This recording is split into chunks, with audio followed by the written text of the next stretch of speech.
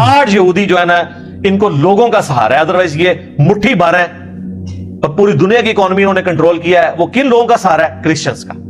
Christians आज इनकी हमायत छोड़ दें, इनके कुत्ते की औकात नहीं होगी। पूरी ईसाई दुनिया इस वक्त यहूदियों की बैक पे खड़ी हुई है। अमेरिका का सहारा है ना। आज अगर इसराइल के पास इतनी लेटेस्ट टेक्नोलॉजी है तो वो ठीक है, अब तो उनकी भी कॉम्पिटेंसी बहुत हो चुकी है, लेकिन इनिशियली तो सब कुछ अमेरिका ने उनको दिया है। शुरू अल्लाह का नाम लेकर जो बड़ा मेहरबान निहायत रहम वाला है। हम इंशाअल्लाह ताला सूरह आल इमरान की आयत नंबर 110 से शुरू करेंगे। अऊज़ु बिल्लाहि मिनश शैतानिर रजीम, बिस्मिल्लाहिर रहमानिर रहीम। कुंतुम खैरा उम्मतिन उखरिजत लिन्नासि तअमुरूना बिल मअरूफि व तन्हौना अनिल मुनकरि व तु'मिनूना बिल्लाह वलौ आमन अहलुल किताबि लकान खैरन लहुम मिनहुमुल मुमिनून व अक्सरुहुमुल फासिकून। तुम सबसे बेहतरीन उम्मत हो जो लोगों के लिए निकाले गए हो। तुम लोगों को नेकी का हुक्म देते हो और बुराई से रोकते हो और अल्लाह पर ईमान लाते हो। देखें, अल्लाह पर ईमान लाने का जिक्र तीसरे नंबर पे हुआ है।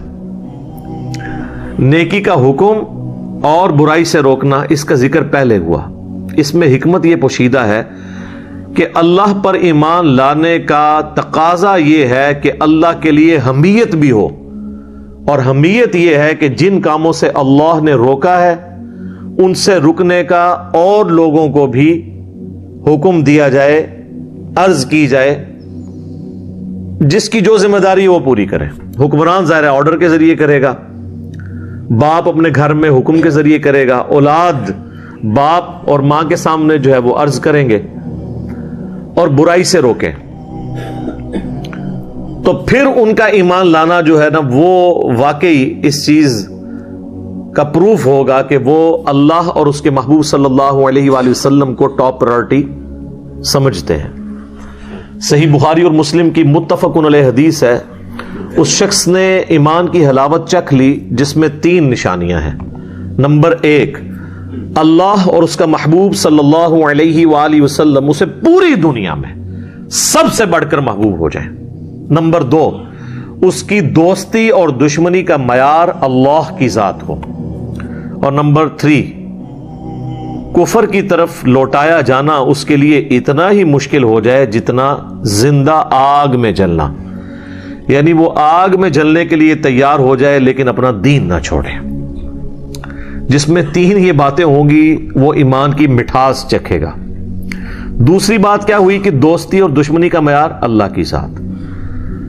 तो जब कभी भी बुराई देखे तो जाहिर है वो अल्लाह के रेफरेंस से उस बुराई को रोकने की कोशिश करेगा, और ये इस उम्मत का मनसब है जिसकी वजह से ये उम्मत मुहम्मदिया सल्लल्लाहु अलैहि वसल्लम साबिका तमाम पैगंबरों की उम्मतों से बेहतर है। तो ये नेकी का हुक्म देना, बुराई से रोकना, ये बड़ा कंपलसरी है। बुखारी और मुस्लिम में एक और हदीस है, नबी अलैहि सलाम फरमाया कि नेकी का हुक्म देने वाले और बुराई से रोकने वालों की मिसाल उस कश्ती की मानिद है। अब देखिए कैसी हुजूर ने मिसाल बयान की, जिसकी 2 मंजिलें हों। पुराने जमानों में बैरी जहाज चला करते थे। उस कश्ती की 2 मंजिलें हों, ऊपर वाली मंजिल के लोग जो हैं पानी उनके पास रखा हो, नीचे वाली जो मंजिल के लोग हैं उनके पास पानी नहीं है, तो उनको बार बार सीढ़ियां चढ़ के ऊपर पानी के लिए जाना पड़ता है। कुछ दिनों के बाद उन्होंने ये मशवरा किया कि यार ये बार बार जो हम ऊपर जो जाते हैं अपनी कश्ती में सुराख क्यों ना कर लें, नीचे से पानी निकाल लें दरिया का। तो पता है जो एक करेगा तो फिर होएगा कि। तो हुजूर अलैहि सलाम ने फरमाया अब जो ऊपर वाली मंजिल के लोग हैं जब उनको ये बात पता चले और वो ये कहना शुरू कर दें वो तो खैर है अपने हिस्से की मंजिल में सुराख कर रहे हैं, हमारा क्या ले रहे हैं, तो वो भी डूबेंगे और निचले भी डूबेंगे। और अगर वो उनको रोक लेते हैं तो खुद भी बच जाएंगे, उनको भी बचा लेंगे।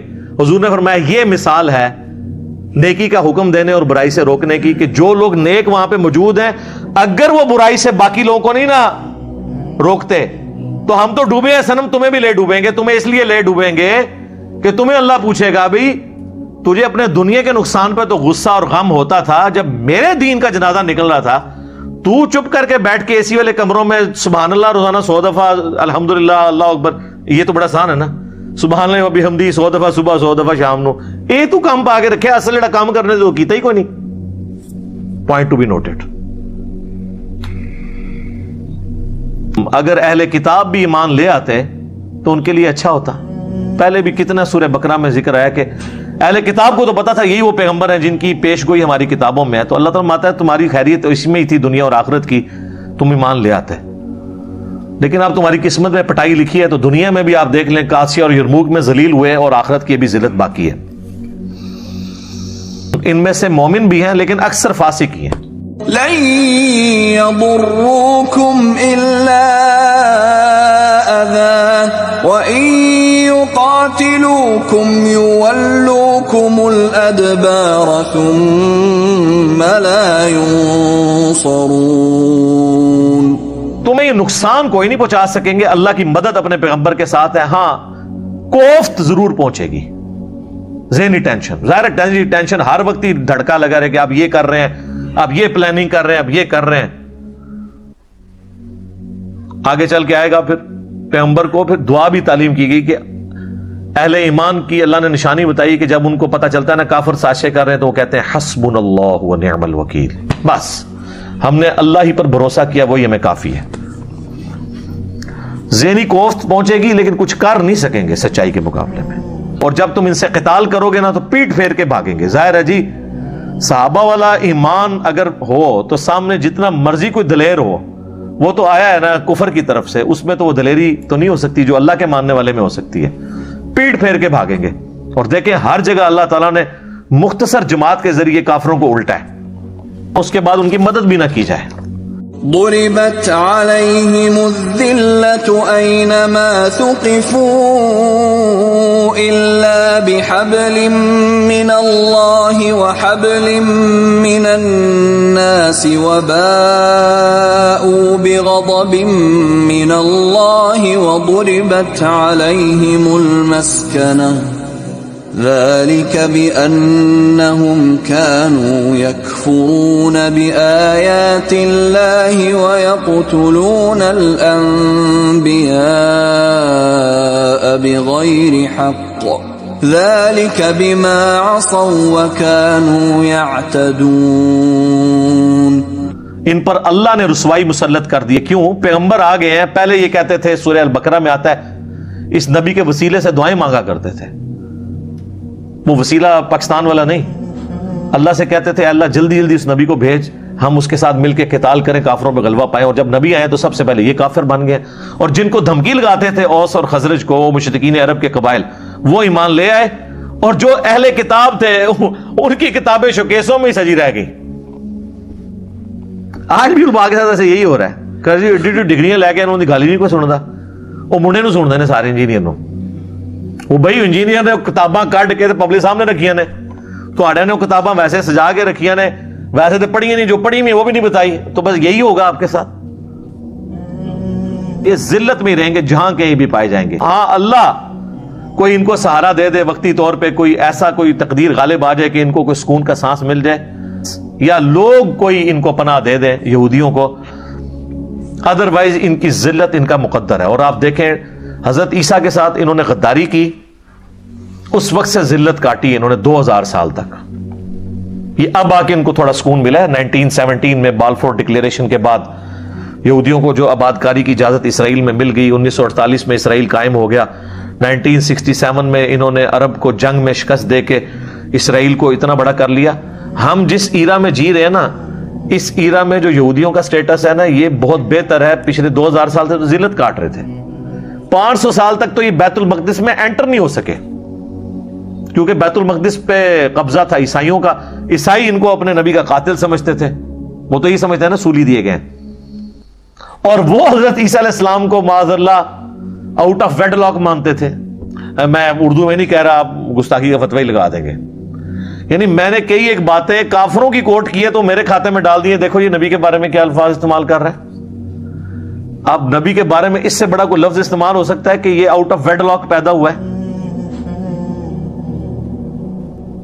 دیکھیں نا، اس کو ذرا آپ انگلش میں ٹرانسلیٹ کریں. ایسے ہے بھی، یہ بھی انگلش ہے لیکن میں زیادہ مشکل انگلش بولی ہے، کیونکہ میں اگر دوسرے لیے انگلش بولاں گا تو اکثر لوگوں کو پتہ بھی لگ جائے گا. تو اتنا جب کنفلکٹ ہو تو وہ دونوں کیسے اکٹھے ہو سکتے ہیں؟ یہ تو پوپ نے ان کا گناہ معاف کیا 1917 میں، بالفور ڈکلیریشن ہوئی تو الٹیمیٹلی ان کو اجازت ملی ہے، ورنہ تو 500 سال تک تو یہ انٹر نہیں ہو سکے. یہ تو حضرت عمر نے جب فتح کیا یروشلم تو انہوں نے اس کو انٹرنیشنل سٹی ڈکلیئر کیا، لیکن عیسائیوں نے معاہدے کے تحت یہ اس معاہدے پہ چابیاں والے کی تھیں کہ یہودیوں کو آپ اجازت تو ضرور دیں گے لیکن یہاں پہ یہ رہائش نہیں کر سکتے. اور وہ مسلسل معاہدہ چلتا رہا. سلطنت عثمانیہ کو بھی بڑی بڑی رشوت آفر ہوئی صلیبیوں کی طرف سے، لیکن انہوں نے کہا حضرت عمر کے اس معاہدے سے ہم پیچھے نہیں ہٹیں گے، اسی لیے سلطنت عثمانیہ کو توڑوایا گیا. تو وہی ہے کہ یہ لوگوں کا سہارا ان کو ہوگا. آج یہودی جو ہے نا ان کو لوگوں کا سہارا ہے، ادروائز یہ مٹھی بھر ہے اور پوری دنیا کی اکانومی انہوں نے کنٹرول کیا ہے. وہ کن لوگوں کا سہارا ہے؟ کرسچنز کا.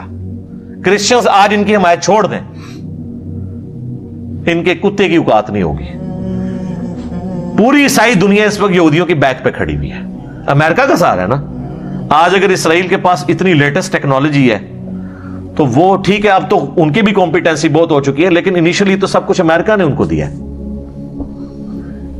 تو یہ اللہ تعالیٰ مانا یا تو اللہ ان کو کوئی سہارا دے دے یا لوگوں کا سہارا، اور یہ اللہ کے غضب کے مستحق ہوئے. اور ان پر ہم نے جو ہے نا وہ محتاجی ایسی مسلط کی، غریب الوطنی کی زندگی گزاریں گے. گزارتے رہے ہیں، در بدر پھرے ہیں 2000 سال تک. اب آ کے اسرائیل میں وہ آباد ہونا شروع ہیں. اور پھر آپ کی پچھلی 20ویں صدی کے اندر تو بہت بڑا ان کے ساتھ ہٹلر نے جو کچھ کیا، لاکھوں یہودی قتل ہوئے. ہم ہٹلر کی اس ایکٹیویٹی کو تو غلط سمجھتے ہیں، لیکن ان کو اعمال کی سزا اللہ کی طرف سے اس اعتبار سے ملی. اللہ تعالیٰ ظاہر ہے جب اپنے ماننے والوں کو بھی مرواتا ہے تو اپنے دشمنوں کے ذریعے مرواتا ہے. وہ قصور ان کا ہی ہوتا ہے.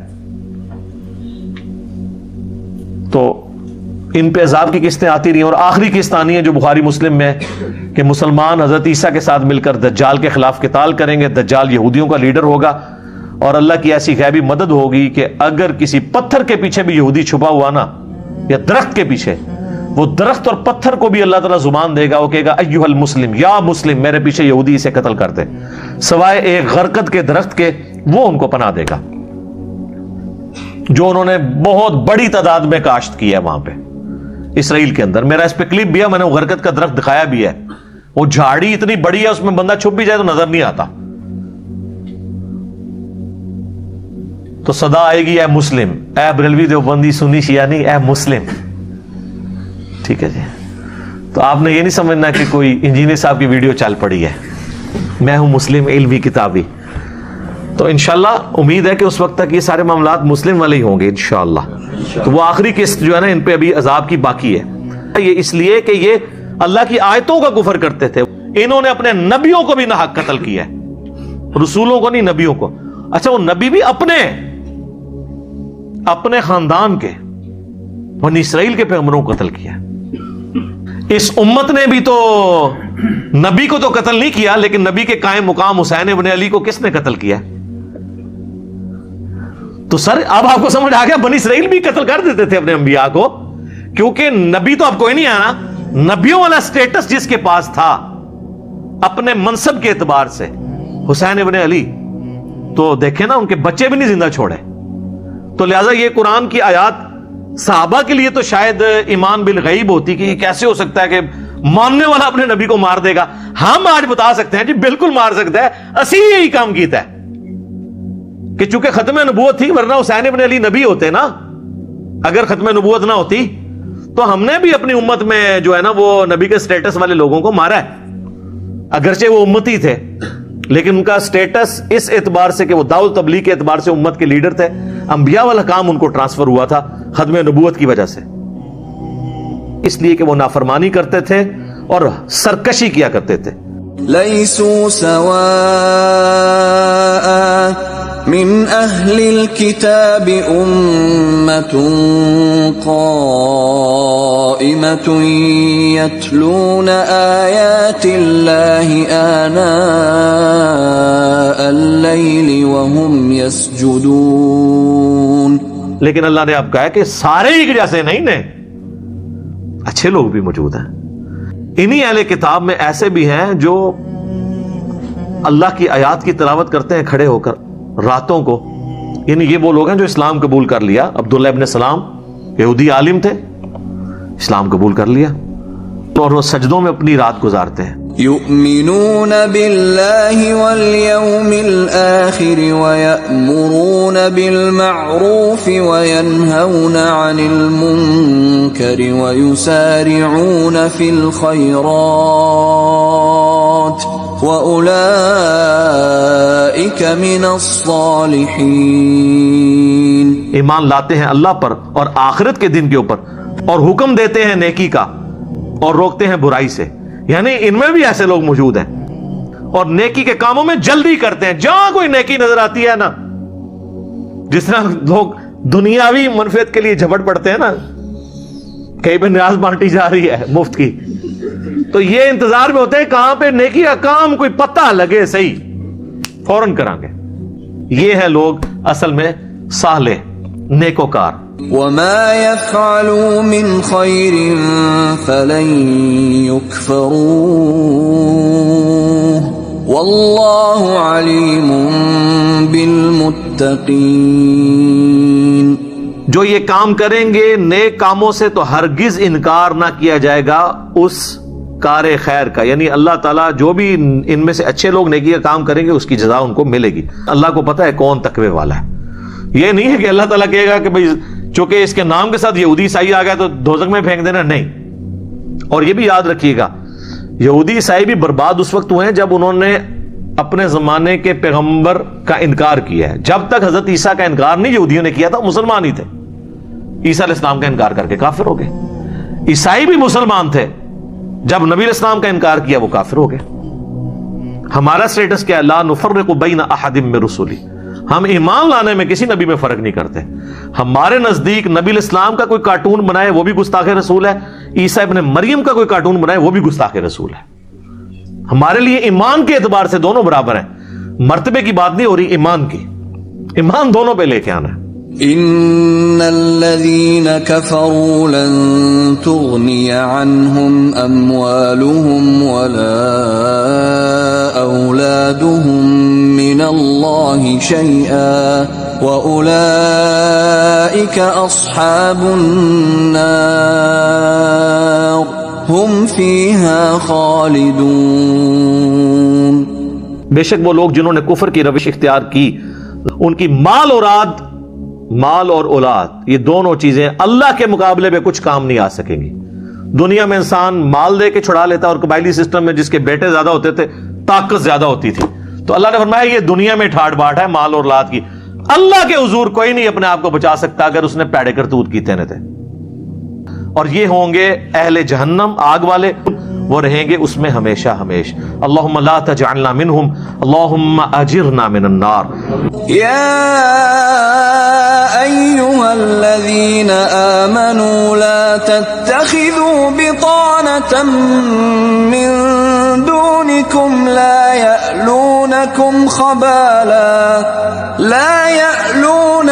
خبالا ودوا ما عنتم قد بدت البغضاء من أفواههم وما تخفي صدورهم أكبر قد بينا لكم الآيات إن كنتم تعقلون. اے اہل ایمان، نہ بناؤ اپنا رازدار غیروں کو. وہ کوئی کسر نہیں اٹھا رکھتے تمہاری خرابی کی تو تم ان کو رازدار کیوں بناؤ؟ کافر کو آپ رازدار نہیں بنا سکتے. ایون اگر کسی کی بیوی عیسائی یا یہودی ہے جس سے نکاح کی اجازت ہے، اکثر لوگ کہتے ہیں بیوی بڑا قریب رشتہ ہوتا ہے تو دوسری طرف کہہ رہا ہے یہود و نصارہ کو دوست نہ بناؤ، تو اس کے ساتھ آپ کی قربت اپنی جگہ، لیکن کوئی اپنے دین سے ریلیٹڈ چیز، اپنے مشن سے ریلیٹڈ چیز اپنی بیوی کے ساتھ بھی شیئر نہیں کر سکتے، اگر وہ غیر مسلم ہے یا مسلمان بھی ہے اور دوسرے فرقے کی ہے، وہ داچی نہ دوے۔ تو وہ قربت دین کے معاملے میں دیکھنا ہے کہ اپنا رازدار اس کو بنانا ہے جو دین کے لیے ہو۔ ادروائز تو آپ دیکھ لیں کتنی عورتیں انہوں نے اپنے خامن چھوڑے ہیں نبی علیہ السلام کے مبارک دور میں، اور کتنے خامن ہیں انہوں نے اپنی مشرکہ بیویاں چھوڑ دی ہیں اسلام کی خاطر۔ انہوں نے یہ دیکھا پھر کہ جی ہم جو ہے وہ اپنی خاندان کو نبھائیں۔ تو اللہ تعالیٰ ہمارے کہ ان کو ایسے لوگوں کو رازدار نہیں بنانا، ان یہودی منافق بنے، وہ پسند کرتے ہیں جو چیز تمہیں بری، جب تمہیں کوئی برائی پہنچتی ہے ان کو یہ لگتا ہے، ان کو یہ چیز پسند ہے کہ تم پہ برا وقت آئے، اور تمہیں ظاہر تو ہو چکا ہے ان کی منہ کی باتوں سے پتہ چل جاتا ہے، ہمیں بھی پتہ چل جاتا ہے، لوگ اپنے بکس کا اظہار کر رہے ہوتے ہیں، جب علمی بات کے جواب میں عجیب و غریب باتیں کر رہے ہوتے ہیں، تو صحابہ کو بھی کہا جا رہا ہے کہ تم لوگوں کے اندر جو منافقین چھپے ہوئے ہیں نا، اوپر سے کلمہ پڑھ کے اندر سے یہودی ہیں، ان کی منہ کی باتوں سے تمہیں آئیڈیا تو ہوتا رہتا ہے کہ میں نے جڑے مار دینے تو آنو، بندہ اپنوں کو میں نے تو نہیں مارتا، جب ہماری ایک کامن کاز ہے پھر ہم اس کسی کو تو نہیں کہہ سکتے، ٹھیک ہے، ہم جب آن کر رہے ہیں ایک چیز کو، مثلا اگر میں حضرت حسین علیہ السلام یا اہل بیت کی شان بیان کرتا ہوں تو اس میں مجھے تو نہیں میں نے ہے جی تسی تے شیعہ نہیں گلاں کر رہے ہو، تو آپ نہیں مانتے حضرت حسین کو مانتے ہیں۔ اسی طریقے سے اگر میں قرآن و سنت سے توحید کے دلائل بیان کروں اور مجھے کوئی کہے یہ تے وہابیاں نہیں گلاں کر رہے ہو، تم قرآن و سنت کو نہیں مانتے، کسی کو سپورٹیو ہے یا نہیں ہے، آپ نے سچائی کے ساتھ کھڑے ہونا ہے۔ تو اللہ تعالیٰ مانتا ہے کہ ان کی زبانوں سے تو تمہیں آئیڈیا ہو چکا ہے کہ یہ اپنے منہ سے کس طرح کے میں نے تم لوگوں کو مارتے ہیں، یعنی جب برا وقت آتا تھا نا تو وہ فوراً مسلمانوں کہتے تھے آگے چل کے بھی آئے گا جی، ہم نے تو پہلے ہی، ابھی اس کے بعد غزوہ بدر احد کی کمنٹری جب شروع ہوگی نا، ہم نے تو پہلے ہی کہا تھا کہ جی کوئی لڑ بڑھ کے فائدہ کوئی نہیں ہے، دیکھو نا اتنے بندے مروا لیے ہم نے۔ تو اللہ تعالیٰ فرماتا ہے کہ ان کے منہ کی باتوں سے تمہیں تکلیف پہنچتی ہے، اور ان کے دلوں میں جو تمہارے خلاف بغض چھپا ہوا ہے نا، اوپر سے کلمہ پڑا ہے، اندر ان کے وہ نفرت چھپی ہے جو اس سے بھی بڑھ کر ہے۔ ہم نے صاف صاف آیات تمہارے لیے بیان کر دی ہیں اگر تم سمجھ سکو، یعنی یہ صحابہ کرام کو خبردار کیا جا رہا ہے کہ یہ آپ کے ساتھ کام ڈالیں گے۔ اب یہ ٹاپک چل رہا ہے لیکن اب چونکہ ٹائم ختم ہو چکا ہے، انشاءاللہ اگلی کلاس کے اندر ہم یہیں سے شروع کریں گے انشاءاللہ۔ 2 آیات ہیں 119 اور 120، اور پھر 121 سے لے کر 180 تک 60 مسلسل آیات صرف غزوہ احد کی لائیو کمنٹری ہے۔ آپ نے اگر احد کی ویڈیو دیکھنی ہے نا تو ان آیات میں دیکھیں، اور کیا اللہ نے گفتگو کی ہے، جدھر جس نے مس ہینڈل کیا نا مسئلہ، اللہ تعالیٰ نے پھر لحاظ کوئی نہیں کیا، اور یہی ڈانٹ جو پلائی گئی اس کا فائدہ تھا کہ یہ آخری جنگ تھی جو صحابہ نے جیت کے ہاری تھی، پھر قادسیہ اور یرموک بھی نہیں ہاری ہیں، کیونکہ ڈسپلن لوز نہیں ہوا۔ جب ایک استاد کبھی ایک غلطی کے اوپر انسان کو ڈانٹ کے اور اس کا ڈسپلن لوز ہونے کے اوپر اسے بتائے نا، اور پھر وہ شاگرد بھی صحابہ ہوں، تو وہ پھر ایسی بات کو پکڑیں گے کہ پھر اللہ تعالیٰ، کیونکہ اللہ تو دیکھ رہا تھا میں نے تو ان سے سپر پاور الٹوانی ہے۔ آج چھوٹی سی جنگ کے اندر انہوں نے حضور کی نافرمانی کر کے جو 30-50 تیر انداز تھے ان میں سے صرف جو ہے وہ 15 وہاں رہ گئے، 35 نے درہ چھوڑ دیا، ڈسپلن اپنے لیڈر کی بات نہیں مانی، جبکہ بخاری میں الفاظ تھے تم یہ دیکھو کہ چیل کوے بھی ہماری بوٹیاں اٹھا کے لے کے جا رہے ہیں تب بھی تم نے درہ نہیں چھوڑنا۔ اب اس سے زیادہ کیا حضور سمجھاتے؟ انہوں نے دیکھا کافر پیچھے بھاگ رہے ہیں تو انہوں نے درہ چھوڑ دیا، اور خالد بن ولید بڑے سمجھدار تھے، کافروں کی طرف سے آئے تھے، درے کے پیچھے سے آگے حملہ کیا اور فتح جو ہے وہ شکست میں بدل گئی، حضور کے بھی دانت شہید ہو گئے، آپ بھی بے ہوش ہو گئے، آپ کی شہادت کی خبر مشہور ہوگی۔ اب یہ پوری 60 آیات ہیں، اور یہ قرآن حکیم میں ایک یونیک مقام ہے، وہ انشاءاللہ اگلی دفعہ شروع ہو جائیں گی، لیکن 2 آیات باقی ہیں، اس کے بعد انشاءاللہ اگلی دفعہ شروع کریں گے۔ اللہ تعالیٰ سے دعا جو حق بات میں نے کہی اللہ تعالیٰ ہمارے دلوں میں راسخ فرمائے، اگر جذبات میں میرے منہ سے کوئی غلط بات نکل گئی اللہ تعالیٰ ہمارے دلوں سے معاف کر دے، ہمیں معاف بھی فرما دے، ہمیں کتاب و سنت کی تعلیمات پر عمل کر کے دوسرے بھائیوں تک پہنچانے کی توفیق عطا فرمائے۔ سبحانک اللہم وبحمدک اشہد ان لا الہ الا انت استغفرک واتوب الیک وما علینا الا البلاغ المبین۔ جزاکم اللہ خیر۔